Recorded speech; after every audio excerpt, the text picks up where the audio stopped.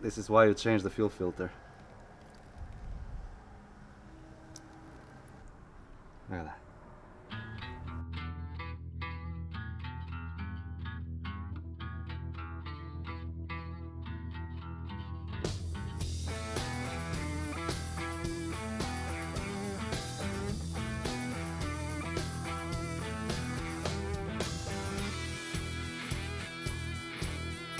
So this is a 2014 Porsche 911 Turbo S, but heavily modified. And so he has these special aftermarket headers. Here's an old one right here. I'm just replacing them because when he goes over a big bump or something, it just scrapes along the bottom, and he's had to have it been repaired a couple times, just with little holes that have been accidentally scraped into. So these new ones just have a little bit different shape to them, just to make a little bit more clearance, because this guy drives this thing hard. Very, very, very hard. It's a pretty cool car.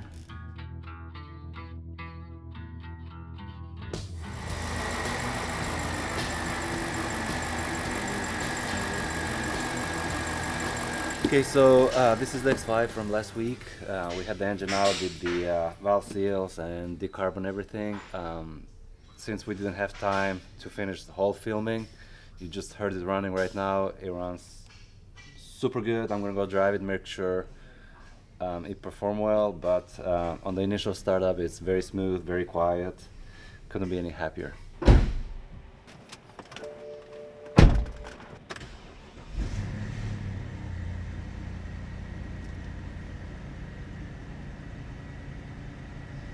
Always before you go, make sure that the RPM drops down. So far the engine is making the right noises.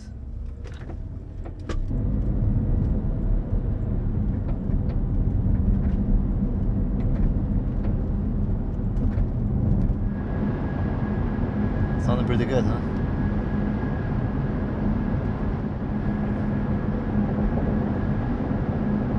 Can you get any better than that?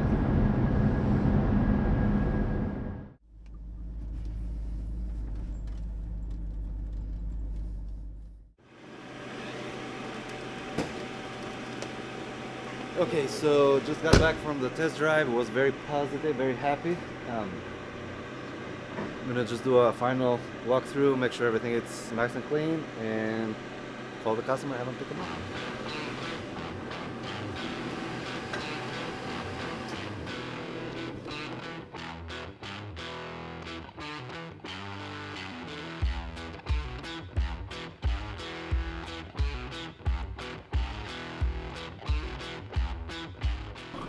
So I got the headers all installed and everything.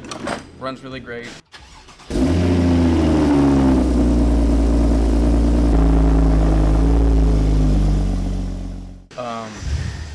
But he also had a complaint of a vibration around like 65.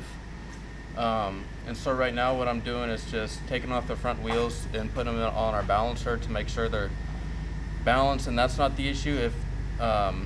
If they're all balanced, then we got to start looking at some other areas. Right now I'm putting the wheel on with this big special torque wrench, because these are locking centered lug nuts. So it's just got the one big safety centered lug nut, and it needs to be torqued to 450 foot-pounds. That's a lot.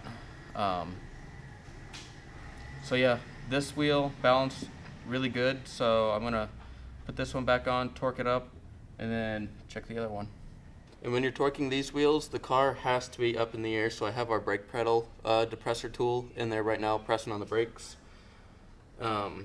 Yes, when you're doing these kind of lug nuts or lug nut and torquing it, the car has to be raised up.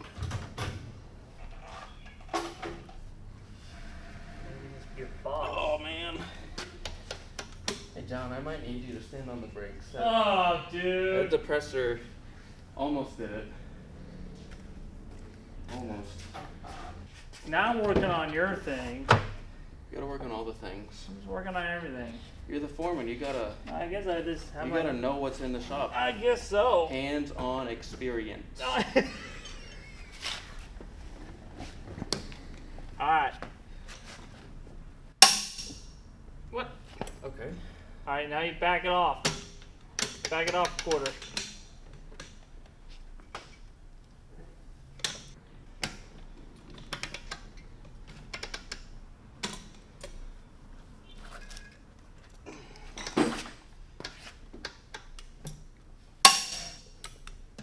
There you go.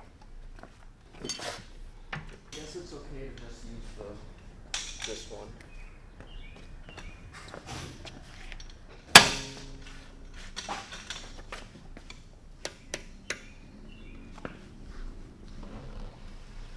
Right now. Or not. Dang, bro. What are you doing?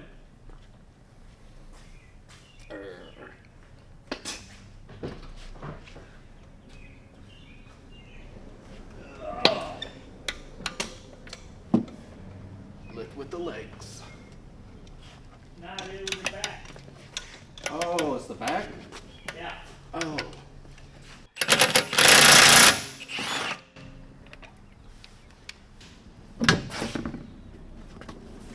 Take a look at those carbon ceramic brakes. Oh, yeah.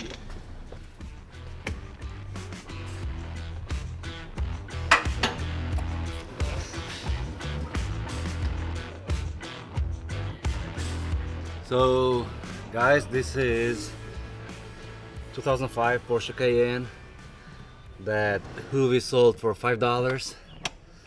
It's the one I replaced the engine a while back. Still drives great, by the way, but when the customer fill it up full with gas, there is gas on the ground. So, to make the boring story short, this car is taking fuel from the fuel filter.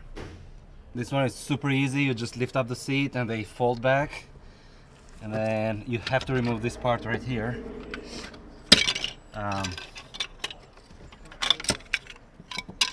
Just take it out of the way so we can get to these 4 screws.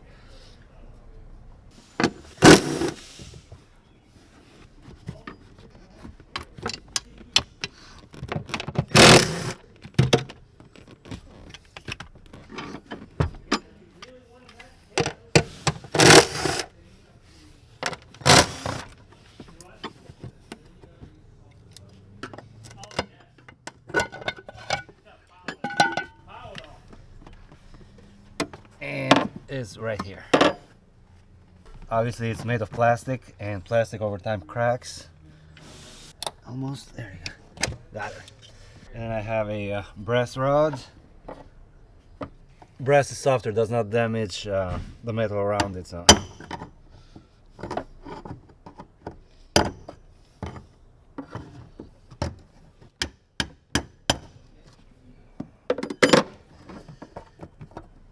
Ring is loose, so all we got left, just push on this one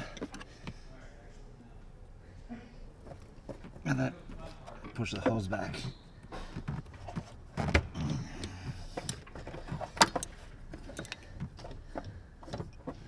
Pull the ring out.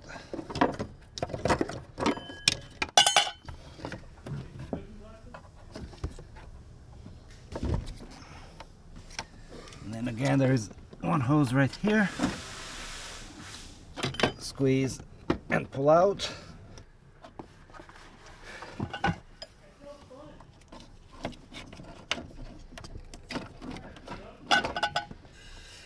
Well, this one, the O-rings, they get soaked with fuel and then they're not as easy to come out.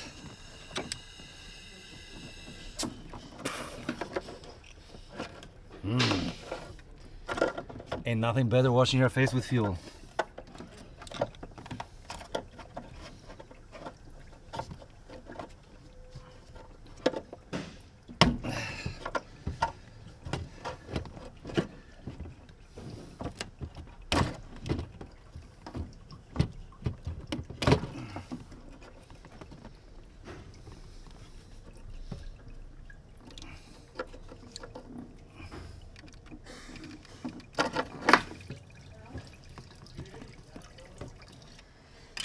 Okay, so the fuel filter is connected. There is three hoses. Two there goes one goes with the fuel pump, one is for the return, and the other one goes on the other side of the tank, which is this one here. I tried taking this one out. It's super tight in there, so just gonna bite the bullet and cut this one open. It's already marked, and then take the other cover out and pretty much do it properly.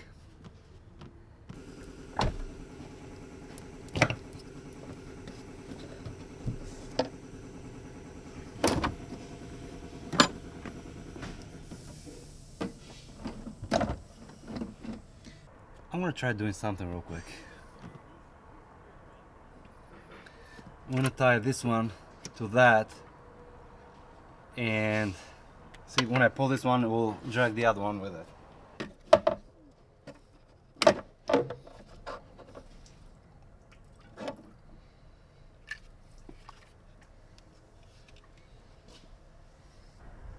This is why you change the fuel filter.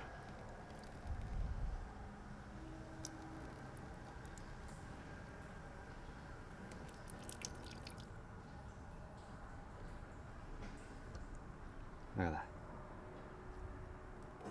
Wow.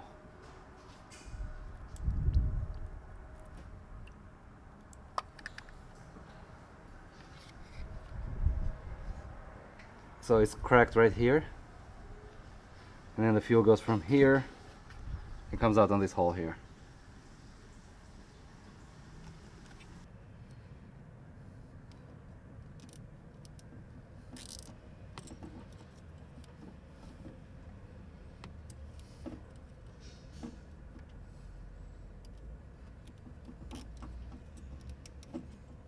I never done it this way, to be honest.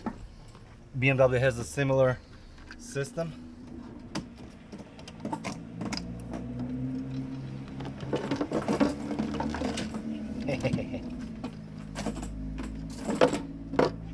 How about that? So obviously there is a special tool for this. I do have a universal tool that I use for those. So it can be done even without the tool, as long as you take your time doing it.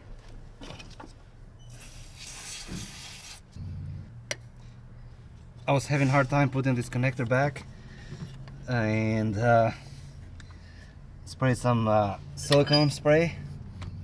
Helps with the seals a lot, and then it just dries out after, so there'll be no residues.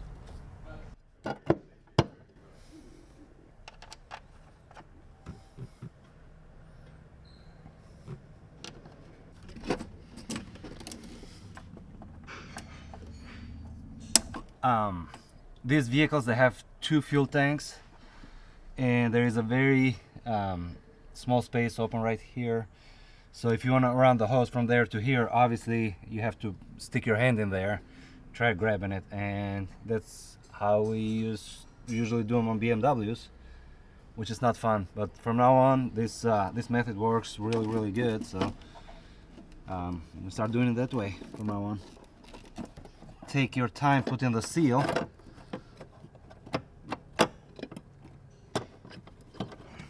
And usually just make sure you have like a finger pointing down, like holding it down.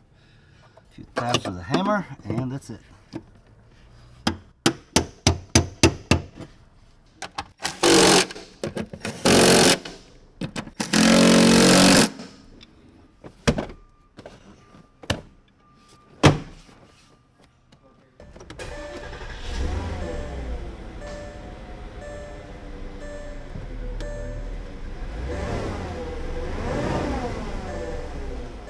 Perfect.